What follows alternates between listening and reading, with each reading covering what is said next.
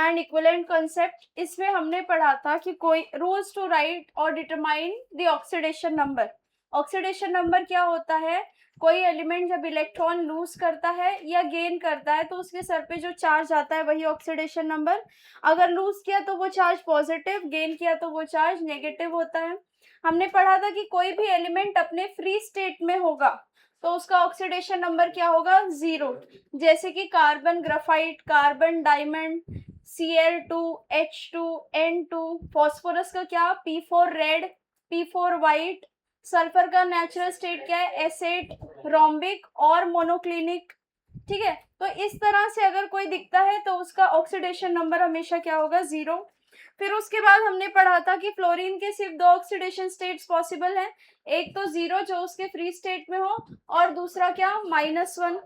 Oxygen का oxidation number always क्या होता है? -2। एक्सेप्शंस क्या थे? फ्लोरीन के साथ उसका ऑक्सीडेशन नंबर क्या हो जाता है? Positive.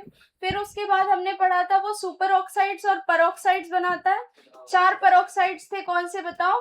Na2O2, H2O2, BaO2, SrO2। फिर उसके बाद हमने पढ़े थे कौन से? Super oxide. 3 सुपर ऑक्साइड्स होते हैं, कौन से? KO2, RbO2, CSO2। फिर उसके बाद हमने पढ़े थे जो सुपर ऑक्साइड बनाते हैं वही ओजोनॉइड बनाते हैं, KO3, RbO3, CSO3। परऑक्साइड में ऑक्सीजन का ऑक्सीडेशन नंबर -1, सुपर ऑक्साइड में ऑक्सीजन का ऑक्सीडेशन नंबर -12, ओजोनॉइड में। फिर हमने पढ़ा था हाइड्रोजन कैन बी इधर +1 और -1, +1 with non metals, -1 with metals.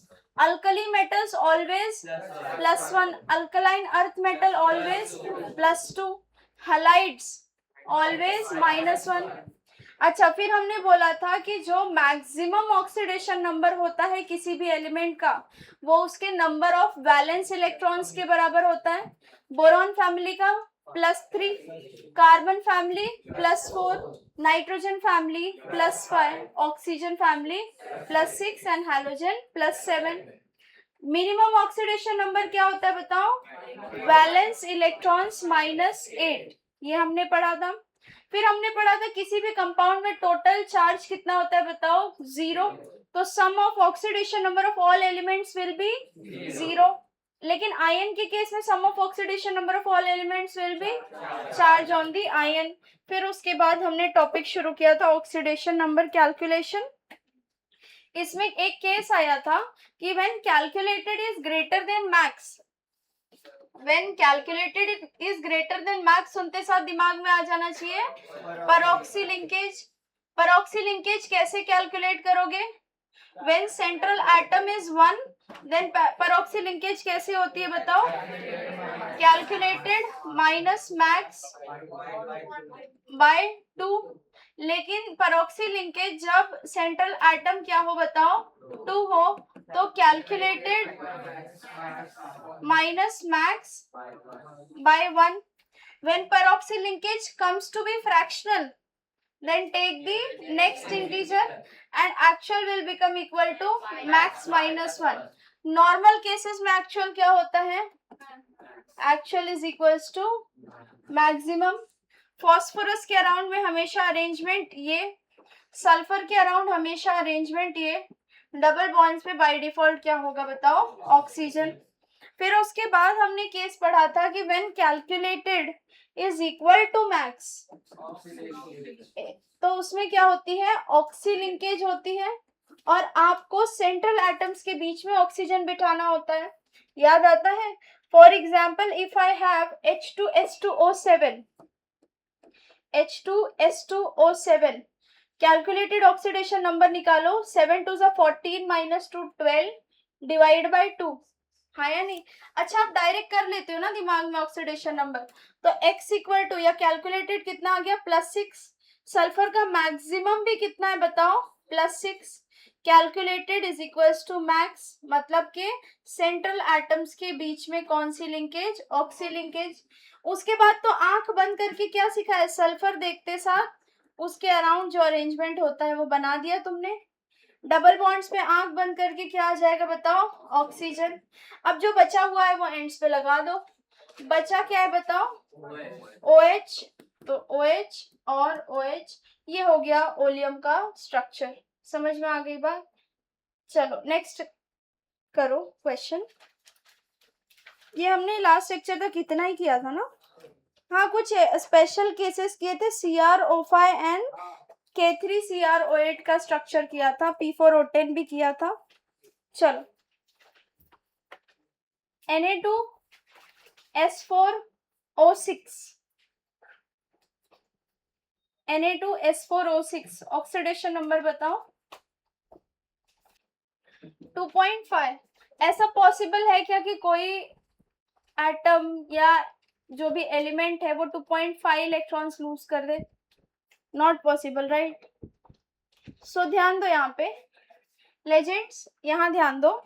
आपने जब ऑक्सीडेशन नंबर कैलकुलेट किया होगा इसका, विच इज Na2S4O6, तो कैलकुलेटेड ऑक्सीडेशन नंबर 6 2 12 माइनस 2 कितना 10, 10/4 2.5 प्लस 2.5। हमेशा साइन आपको रखनी है, इस चीज का ध्यान रखना है, प्लस या माइनस ये आपको क्लियरली मेंशन करना है। सो कैलकुलेटेड प्लस 2.5 आया। सल्फर का मैक्सिमम कितना होता है बताओ? मैक्सिमम +6 होता है। तो ये कैलकुलेटेड लेस देन मैक्स का केस आया। जब भी कैलकुलेटेड लेस देन मैक्स होता है तो central atoms are directly bonded, central atoms are directly bonded. और एक चीज ध्यान रखनी है, एकदम दिमाग में बिठा के रख दो, fractional oxidation number is always an average oxidation number. आंख बंद करके कभी भी ऑक्सीडेशन नंबर अगर फ्रैक्शन में आ रहा है मतलब समझ जाना है ये एवरेज वैल्यू है। तो हमने इतना सीख लिया कि मिस कैलकुलेटेड लेस देन मैक्स होता है तो central atoms are directly bonded, और एक्चुअल जो होता है वो कैलकुलेटेड के ही बराबर होता है, बस वो क्या होता है बताओ? एवरेज वैल्यू होती है। समझते हैं हम क्या कह रहे हैं? तो सल्फर 4 है हमारे पास, 4 सल्फर को आपने डायरेक्टली बॉन्ड कर दिया। उसके बाद सल्फर के अराउंड अरेंजमेंट जो होता है वो बना दिया है आपने, सल्फर के अराउंड अरेंजमेंट बना दिया है आपने, ठीक है? अब ध्यान दो यहाँ पे, ऑक्सीजन ऑक्सीजन ऑक्सीजन ऑक्सीजन, फिर क्या बच जाता है बताओ? O और Na, O और Na। समझ में आ गई बात?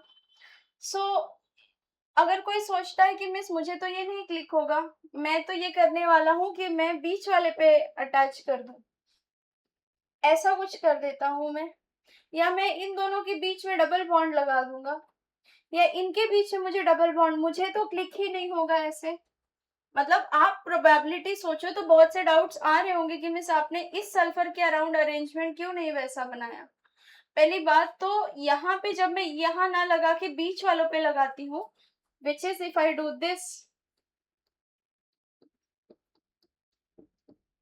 अगर कोई ऐसे सोचता है कि मिस मैं ये कर देता एग्जाम में,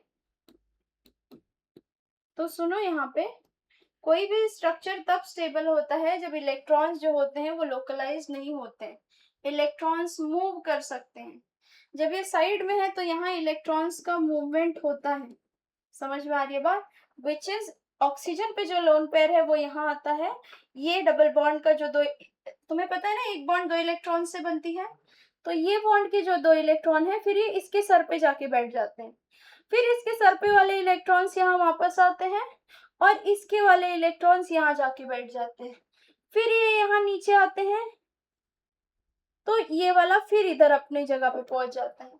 तो इलेक्ट्रॉन क्या है? घूम रहा है। इससे क्या होता है कि जो एटम है उसको चार्ज नहीं फील होता है। जब इलेक्ट्रॉन एक जगह रुका रहता है तो जो भी स्पीशीज पे वो रुका है उसको चार्ज फील होने लगता है। और आपको पता है कि चार्ज, किसी भी स्पीशीज को अगर वो चार्ज फील हो रहा है तो वो अनस्टेबल फील करेगी खुद को और वो उस स्टेट में नहीं रहना चाहेगी। तो यहाँ देखो ये पूरा घूमना पॉसिबल है, इलेक्ट्रॉन्स का एक तुम्हें सर्किट दिख रहा होगा घूम रहा है, लेकिन तुम यहाँ पे वो पॉसिबिलिटी उतने अच्छे से नहीं देख पाओगे, हाँ या नहीं? लेजेंड्स यहाँ बनाने की कोशिश करो, कहाँ पहुंचाओगे? दिख रहा है तुम्हें लोकलाइजेशन है ही नहीं, डिलोकलाइजेशन है ही नहीं इलेक्ट्रॉन्स का। तुम्हें इतना नहीं सोचना है अभी, तो तुम्हें ये सब रेजोनेंस वगैरह का पार्ट है, कुछ नहीं, ये सब कुछ नहीं। तुम बस ध्यान दो कि जब भी तुम ऐसा सोच लिया करो, हमेशा प्रायोरिटी कौन से वालों को होती है, एज वालों को रहेगी। अगर वहां पे भी हो जाए, मान लो कि तुमने इतना सब कर दिया, ONA ये सब भी लगा दिया, लेकिन फिर भी ऑक्सीजन बचा हुआ है दो, तो फिर तुम इनको दोगे, वो ऑक्सीजन को डबल बॉन्ड करके अटैच कर दोगे। और एग्जाम्पल्स हम देखेंगे, यहाँ तक कोई डिफिकल्टी नहीं होनी चाहिए। सुनो, यहाँ पे वापस आते हैं हम इस चीज पे।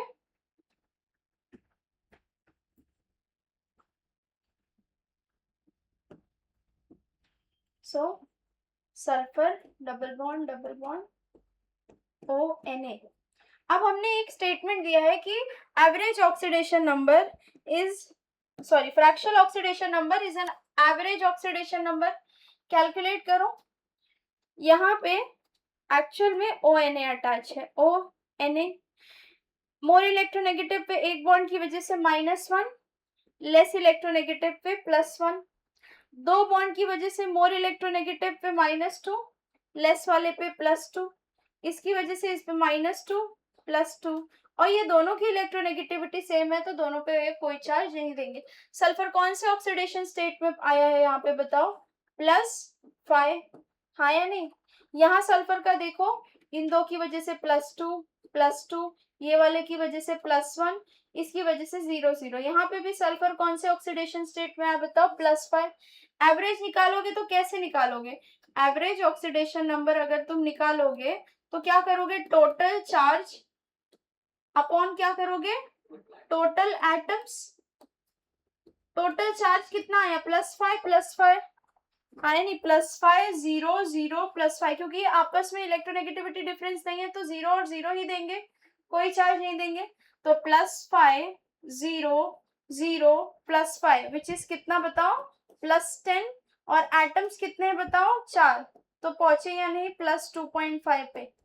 लेकिन अगर तुमसे पूछा जाए कि इन what do we have, Na2S4O7 the oxidation numbers of sulfur are, एक ऑप्शन दिया जाए +2.5, या इस तरह से दिया जाए 2 sulphur atoms in +5 and 2 sulphur atoms in 0 oxidation state, then you will choose +5 and 0 वाला ऑप्शन, ठीक है, because 2.5 is the average value। जिंदा हो यहाँ तक, लिखो।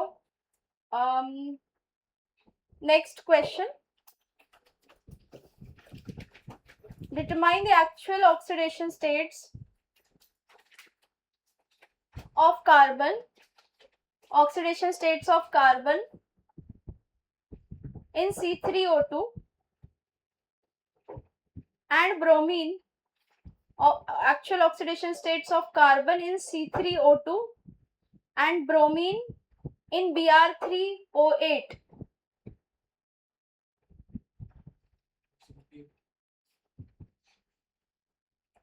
calculate, determine actual oxidation state of carbon in C3O2 and bromine in Br3, bromine in Br3O8।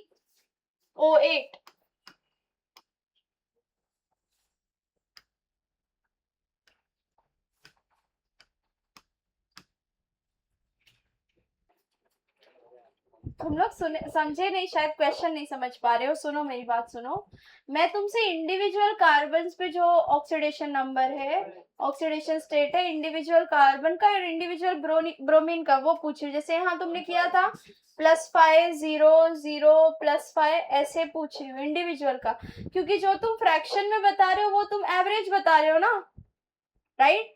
Actual वाला कैसे निकालोगे, बॉन्ड से निकालोगे, पहले स्ट्रक्चर बनाओगे सही सही। लेजेंड पहले चेक करोगे केस कौन सा है, calculated greater than less than, फिर स्ट्रक्चर बनेगा, फिर उसके बाद बताओगे ना। 2 0 2, यस, +2 0 +2 ऐसे बोलना। सो +2 0 +2 कितने लोगों का आ गया है, +6 +4 +6 आ गया है, ठीक है। चलो पेन रख दो। पेन रखो, ध्यान दो। पहली बात, एक और चीज ध्यान दो, 3 मेंबर्ड रिंग स्टेबल नहीं होती है, ठीक है, इतने उसके साथ बनता है साइक्लोप्रोपेन, पर इतना स्टेबल नहीं होता है कि नॉर्मली ऐसे एग्जिस्ट। सुनो यहाँ सुनो लेजेंड्स, हमारे पास है C3O2। तुम्हें क्या बताया था, ऑक्सीडेशन नंबर C3O2। पहले ऑक्सीडेशन नंबर निकालोगे, कैलकुलेटेड कितना आ रहा है बताओ, +4/3। तो तुम समझ गए कि ये तो पहली बात तो मैक्सिमम कितना होता है कार्बन का +4, उससे कम है। कैलकुलेटेड लेस देन मैक्स मतलब कि central atoms are directly joint, तो तुमने सेंट्रल एटम्स को डायरेक्टली ज्वाइन कर दिया। फिर उसके बाद दिमाग में आया कि जो कैलकुलेटेड है वो तो फ्रैक्शनल है, मतलब पक्की बात ये एवरेज है, और तुम्हें एक्चुअल निकालना है तो तुम्हें स्ट्रक्चर बनाना होगा।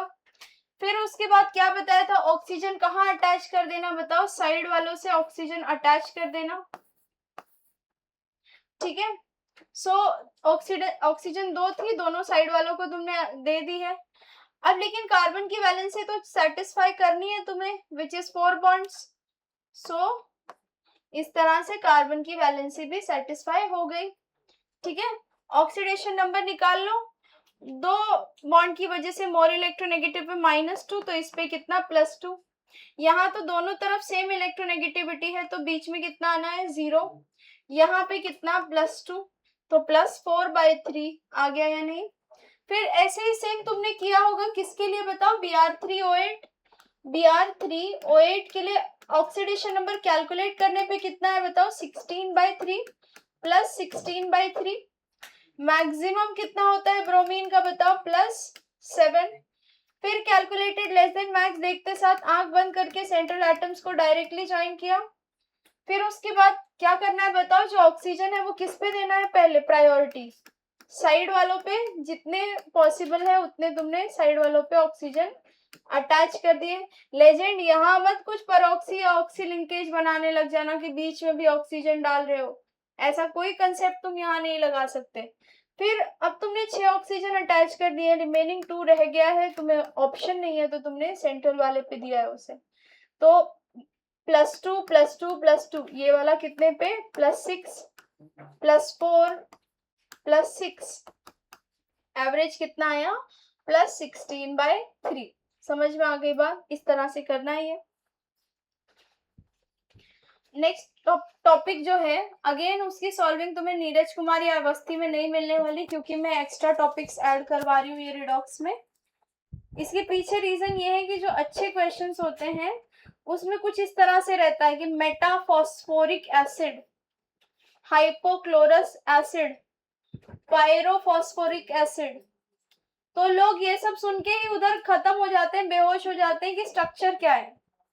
स्ट्रक्चर नहीं, फॉर्मूला ही नहीं बना पाते हैं। तो हम पहले सीखेंगे ये जो मेटाफॉस्फोरिक है, हाइपोइक एसिड है, पायरोइक एसिड है, इन सब के फॉर्मूलाज हम खुद से कैसे बनाएं। कि हमारा अगला जो टॉपिक है आपको ऐसा सॉल्विंग नहीं मिलेगी, लेकिन काफी इंपॉर्टेंट, आपको बाकी इनऑर्गेनिक और फिजिकल के चैप्टर्स में काफी मतलब कॉन्फिडेंस आएगा, इससे कोई भी एसिड का फॉर्मूला तुम खुद से लिख सकते हो। ऑक्सी एसिड्स हमारी हेडिंग है, ऑक्सी एसिड्स सुनते जाओगे साथ में। Compounds containing oxygen, hydrogen along with central atoms. So compounds जिनमें ऑक्सीजन और हाइड्रोजन हो और एक उसके साथ कोई सेंट्रल एटम हो, जैसे H2S2O8 ऑक्सीजन है, हाइड्रोजन है, सेंट्रल एटम कौन है, सल्फर। जैसे H4P2O7 ऑक्सीजन है, हाइड्रोजन है, सेंट्रल एटम क्या है, फास्फोरस। आपको पहली चीज एक ध्यान देनी है, कुछ कह रही हो तुम, पहली एक चीज ध्यान रखनी है कि एक एसिड का मतलब क्या होता है, central atom in maximum oxidation number. जब भी तुम किसी सेंट्रल एटम को उसके मैक्सिमम ऑक्सीडेशन नंबर में देखोगे तो वो क्या होगा, उसका एक एसिड होगा। सल्फर अगर +6 में दिखता है तो कोई भी एसिड में अगर सल्फर +6 में दिख रहा है तो वो उसका क्या है, इक एसिड है। और इक एसिड का जो आयन होता है उसे 8 आयन कहते हैं। For example I have H2SO4, sulphur का ऑक्सीडेशन नंबर यहाँ पे कितना है, +6, इस वजह से इसका नाम क्या होता है, सल्फ्यूरिक एसिड। सल्फ्यूरिक एसिड, इक एसिड। समझ में आ गई बात। और इसी का जो आयन होता है SO4-2, इक एसिड का आयन क्या होता है, सल्फेट, 8 आयन, 8 आयन। समझ में आ गई बात। इक एसिड के आयन को क्या कहा जाता है, 8 आयन। जैसे मेरे पास है HNO3+5, ये क्या इसका मैक्सिमम है, इसीलिए इसका नाम क्या होता है, नाइट्रिक एसिड। इसका आयन NO3-, इसको क्या कहा जाता है, नाइट्रेट आयन, 8 आयन। तो एक चीज ध्यान रखी तुमने कि जो इक एसिड है वो क्या होता है, central atom in the maximum oxidation number, उसी के आयन को क्या कहा जाता है, 8 आयन। अगर मैं इक एसिड से एक ऑक्सीजन रिमूव करती हूं तो मैं पहुंचूंगी अस एसिड पे, ठीक है, अस एसिड। अगर अस एसिड से भी एक ऑक्सीजन रिमूव किया तो हम पहुंचेंगे हाइपो अस एसिड पे। फॉर एग्जाम्पल मान लो मेरे पास है H3PO4, फॉस्फोरस का ऑक्सीडेशन नंबर 4 × 8 - 3 + 5, क्या ये मैक्सिमम में है, मतलब ये है फॉस्फोरिक एसिड। इसमें से एक ऑक्सीजन निकालो तो H3PO3, ये क्या बनेगा, फॉस्फोरस एसिड। इसमें से एक ऑक्सीजन निकालो H3PO2, हाइपोफॉस्फोरस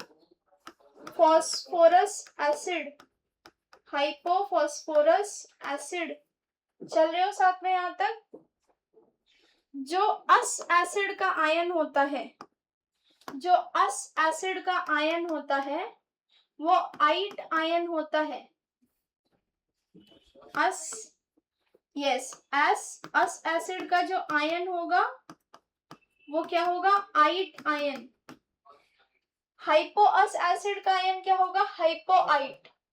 बस अस से ध्यान रखना है कि आइट होगा।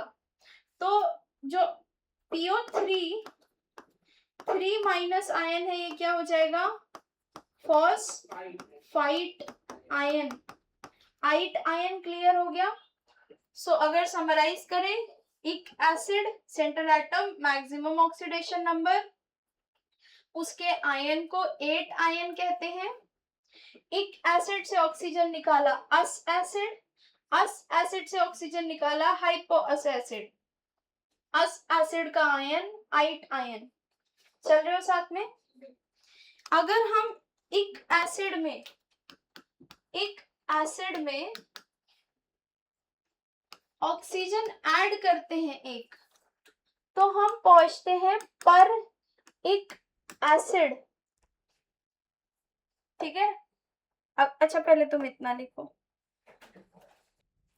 चलो आगे कंटिन्यू करते हैं। सो इक एसिड में अगर एक ऑक्सीजन ऐड किया तो हम पर इक एसिड पे रहेंगे। इक एसिड है हमारे पास H3PO4, एक एसिड है हमारे पास H3PO4 which is phosphoric acid. इसमें एक ऑक्सीजन तुमने ऐड किया तो तुम पहुंचोगे H3PO5 विच इज पर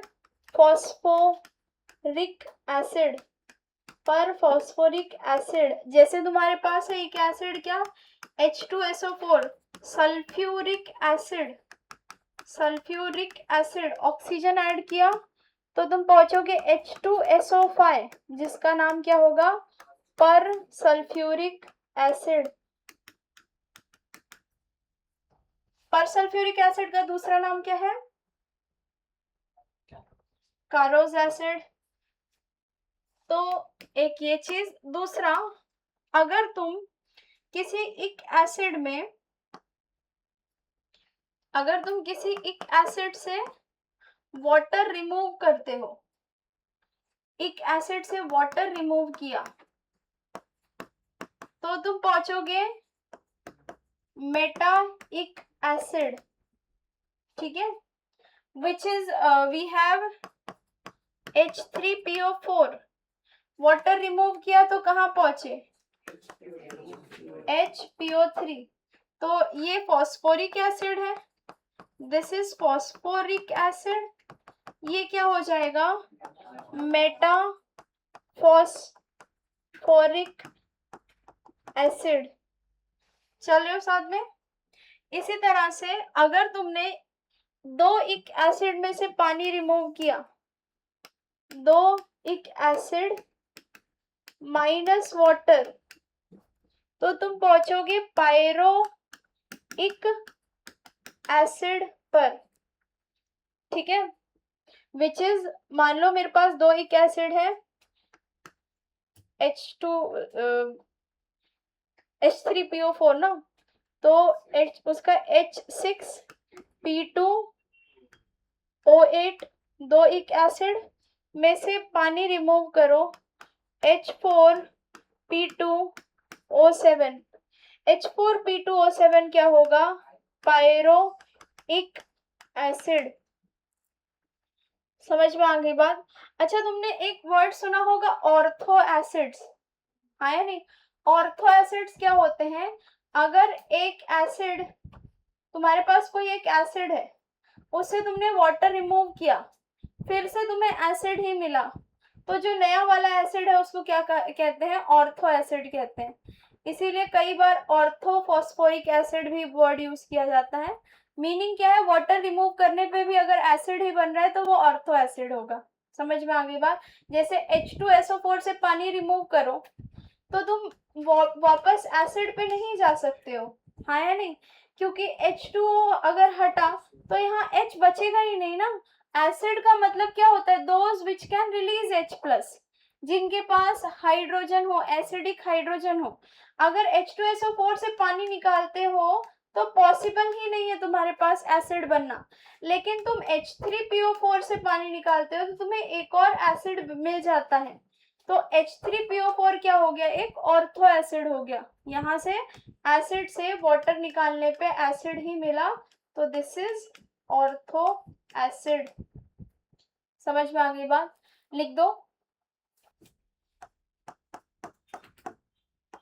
इफ यू नोटिस दिस, तुम्हें इतना पता है कि मिस एक ऑक्सीजन दो बॉन्ड बना के अटैच रहती है, हाँ या नहीं? तो ये इस पे कितना चार्ज देता है? एक ऑक्सीजन +2 का चार्ज देता है। इतना दिमाग में, एक ऑक्सीजन +2 का चार्ज दे रहा है सेंट्रल एटम पे, ठीक है। सो अगर मैं कहती हूँ कि एक एसिड क्या होता है? मैक्स ऑक्सीडेशन स्टेट में होता है, तो अस एसिड क्या होगा बताओ? मैक्स -2, क्योंकि एक ऑक्सीजन तुमने हटाया मतलब तुमने +2 चार्ज को हटा दिया ना, हाँ या नहीं? तो मैक्सिमम जो भी होगा उसमें से -2 कर दो। फिर एक और ऑक्सीजन हटाया तो हाइपो क्या होगा बताओ? मैक्स -4, हाँ या नहीं? अच्छा, इसी तरह से हम, अगर हमने ये स्टेटमेंट दिया है कि बोरॉन तो ऑक्सीजन फैमिली पे ही एप्लीकेबल है, तो हैलोजन फैमिली में क्या होगा? समझो यहाँ पे क्लोरीन का मैक्सिमम ऑक्सीडेशन नंबर क्या होता है? +7, विच इज HClO3। HClO3, हाँ या नहीं? सो ये क्या है? अपने 3 2 नहीं, HClO4 ना, HClO4 4 2 8 -1, ये किधर है बताओ? +7। तो कायदे से ये अपने मैक्सिमम ऑक्सीडेशन स्टेट में है, तो तुम्हें कायदे से इसे क्या कहना चाहिए बताओ? क्या कहना चाहिए इसे कायदे से? एक एसिड। लेकिन इधर पे मैक्स -2, मैक्स -2 को क्या कहा जाता है? एक एसिड कहा जाता है, विच इज हमारे पास, हम मान लेते हैं HClO3 ये कितने में है बताओ, मैक्स -2 में है, तो इसे क्या कहा जाएगा, इक एसिड। ठीक है, इक एसिड। मैक्स -2 को इक कहा जाता है, ये मैं बता रही हूँ, कि ये केस में ये अलग होता है। क्यों ऐसा, तो अगर ऐसा होता तो मैं पढ़ाती ही नहीं ना, इसको भी वो बोलना होता। तो इसमें मैक्स -2 को क्या कहा जाता है, इक एसिड। सो ये क्या हो जाएगा, मैक्स क्या हो जाएगा बताओ, पर इक एसिड। समझ में आ गई बात, ये क्या हो जाएगा, पर इक एसिड। अच्छा, इस तरह से मैक्स -4 क्या हो जाएगा,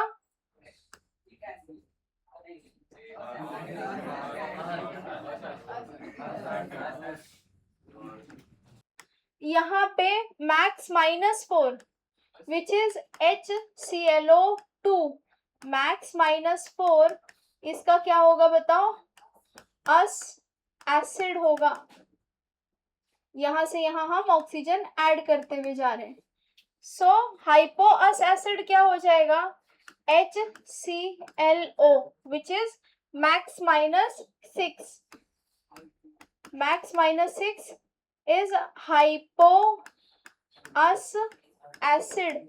अगर हम एक्चुअल नेम करें तो ये क्या है बताओ, हाइपो, एग्जैक्टली हाइपोक्लोरस एसिड।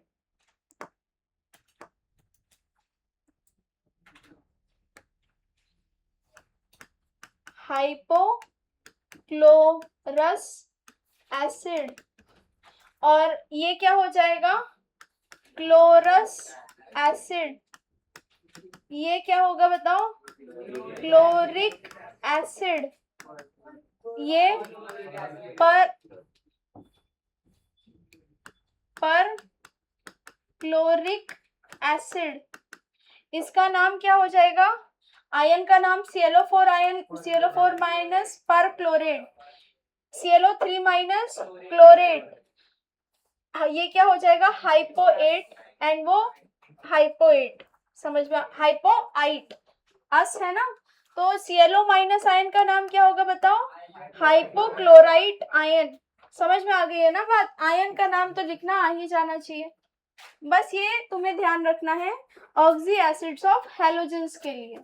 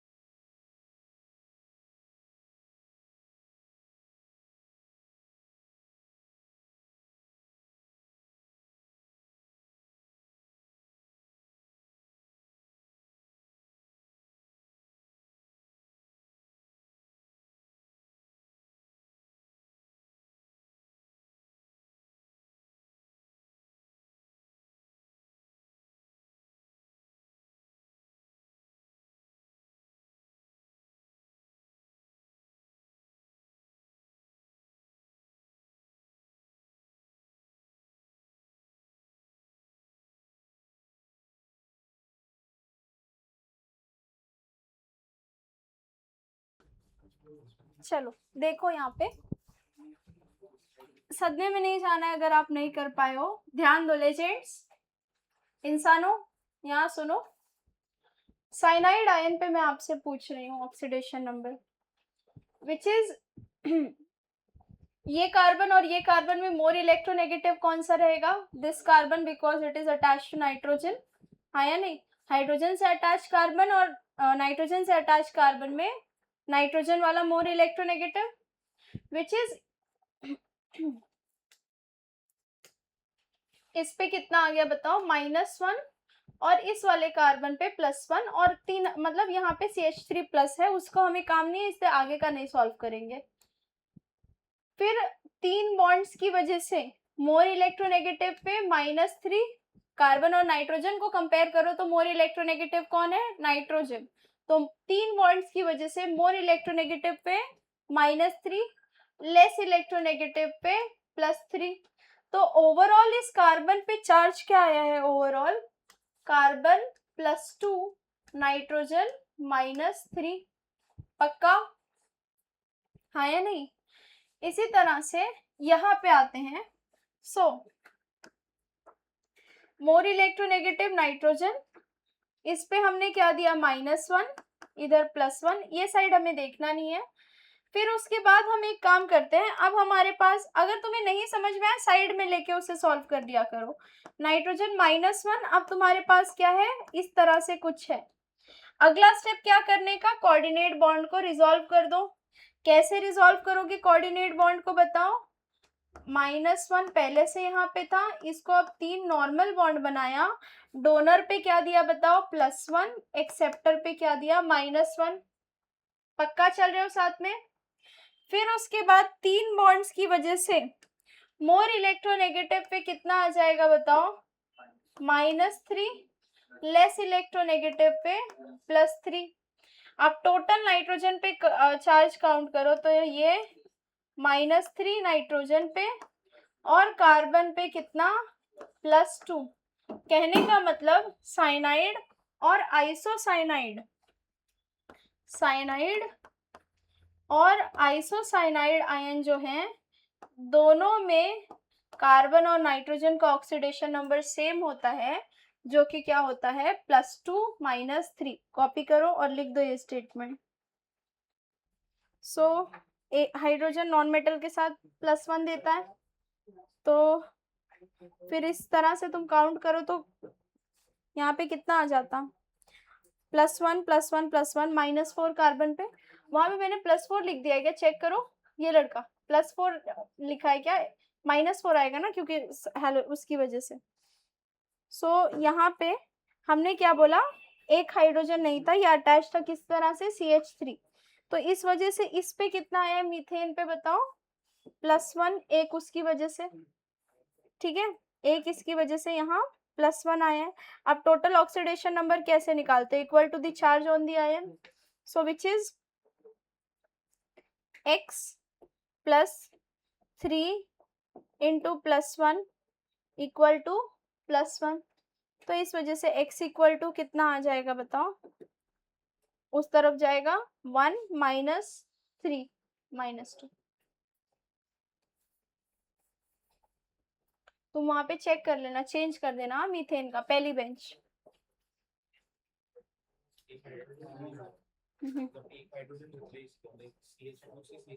हाँ, काइंड ऑफ वो मिथाइल है ना, एक उसकी तरह। बट यहाँ पे फर्क क्या है? मिथाइल में H was less electronegative compare to carbon. यहाँ पे ऑन द अदर हैंड ये क्या है? मोर इलेक्ट्रोनेगेटिव है। हाँ, हाइड्रोजन होता तो वो सामने वाले पे क्या देता? -1 देता। मिथाइल पे -1 दे रहा है, यहाँ पे +1 आ रहा है। तुम समझ रहे हो? ये है, तो ये खुद पे +1 -1 +1 -1, इस पे कितना आ जाता? -4। लेकिन यहाँ पे कोई मोर इलेक्ट्रोनेगेटिव लगा हुआ है अगर, तो ये क्या होगा? एग्जैक्टली, ये क्या करेगा? खुद पे -1 रखेगा और इसको क्या देगा? +1 देगा। तो +1 -1 -1 -1 +1, ठीक है। तो ये काइंड ऑफ ये केस है। जिन बच्चों को अगेन यहाँ ध्यान दो, क्या है क्या रहा है,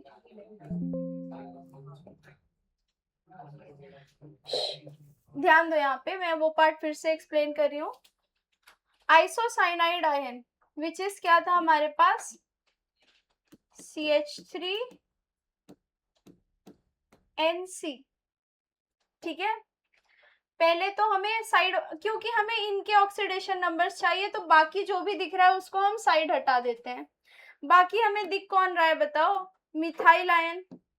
सो इसको पहले ही साइड हटा दो, मोर इलेक्ट्रोनेगेटिव पे -1, इस तरफ एक +1 भेज दो, ठीक है। तो अब हम इसको इतने हमारे पार्ट को सेपरेट निकाल ले रहे हैं, -1, चल रहे हो साथ में यहाँ तक। फिर अगला स्टेप क्या होगा, कोवेलेंट बॉन्ड, कोऑर्डिनेट बॉन्ड को कोवेलेंट बॉन्ड करना। कैसे सिखाया है बताओ, डोनर पे क्या देना है बताओ, +1, एक्सेप्टर पे -1, यहाँ एक -1 ऑलरेडी था, चल रहे हो साथ में, विच इज ये और ये कैंसल होके हमारे पास अब बचा क्या हुआ है, -1। फिर मोर इलेक्ट्रोनेगेटिव पे 3 कोवेलेंट बॉन्ड की वजह से -3, और लेस इलेक्ट्रोनेगेटिव पे 3 कोवेलेंट बॉन्ड की वजह से +3, तो विच इज -3, +2। समझ में आ गई बात। बेसिकली इस टॉपिक में हम एवरेज ऑक्सीडेशन नंबर से परसेंटेज निकालना सीखेंगे। ध्यान दो लेजेंड्स,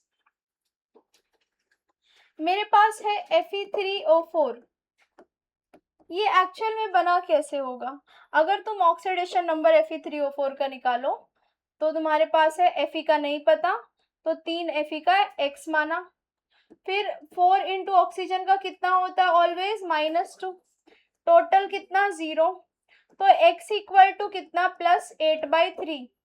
सुनते साथ दिमाग में श्योरिटी हो गई कि ये तो फ्रैक्शनल है, मतलब कि ये क्या है बताओ, एवरेज ऑक्सीडेशन नंबर है। और ये एवरेज आया कैसे होगा, Fe 2 स्टेट में एग्जिस्ट करता है, कुछ तुम्हें चीजें एलिमेंट्स ध्यान रखने, जैसे Fe +2 +3, एसिड टिन +2 +4, लेड +2 +4, इतना ध्यान रखोगे तो काफी है। तो मतलब तुम श्योर हो कि मिस ये जो Fe3O4 है, ये पक्की बात Fe+2 और Fe+3 दोनों से मिला होगा, तभी तो ये एवरेज आ रहा होगा ना। तो Fe3O4 में FeO विच इज Fe+2 भी है, और Fe2O3 भी है विच इज Fe+3 भी है, क्योंकि Fe+3 एग्जिस्ट कैसे करता है, Fe2O3, Fe+2 कैसे एग्जिस्ट करता है, FeO। अच्छा मैं तुमसे यहाँ पे पूछूं, फेरिक आयन कौन सा है और फेरस आयन कौन सा है, एक हमेशा ज्यादा वाला, तो फेरिक मतलब ज्यादा वाला कौन सा, Fe+3, और फेरस Fe+2।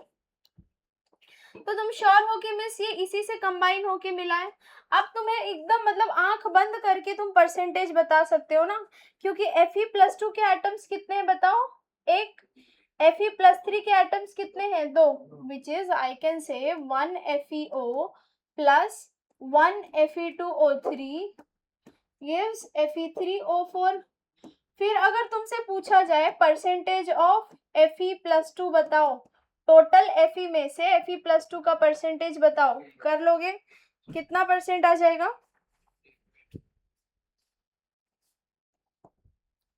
आएगा 33.33। सो कैसे किया तुमने, number of Fe+2 atoms into total Fe atoms into 100। समझ में आ गई बात। मान लो मेरे पास है Pb3O4, फिर तुमने देखा कि मिस यहाँ पे लेड का ऑक्सीडेशन नंबर कितना आ रहा है बताओ, +8/3। अब तो तुम्हें क्लियर दिख रहा है ना, X इक्वल टू +8/3, मतलब तुम श्योर हो मिस पक्की बात ये एवरेज है। और लेड 2 ऑक्सीडेशन स्टेट रखता है क्या, +2 +4, तो +2 में लेड कैसे रहा होगा, PbO, +4 में कैसे रहा होगा, PbO, PbO2 किस मिक्सचर में मिक्स करें तो ये आएगा 2PbO plus PbO2 gives PbO4। तो अब मैं तुमसे परसेंटेज पूछूं किसका, परसेंटेज ऑफ Pb+4, तो कैसे करोगे बताओ। नंबर ऑफ Pb+4 एटम कितने हैं 1 और टोटल कितने हैं इंटू 100 33.3%। चल रहे हो साथ में। लेकिन अगर मैं तुमसे सवाल पूछूं, if I am asking you कि तुम मुझे बताओ Fe0.93O में Fe+2 का परसेंटेज, चलो करो, कॉपी करो और ये सवाल है। चलो ठीक है, नेक्स्ट लेक्चर में इसी क्वेश्चन से शुरू करेंगे।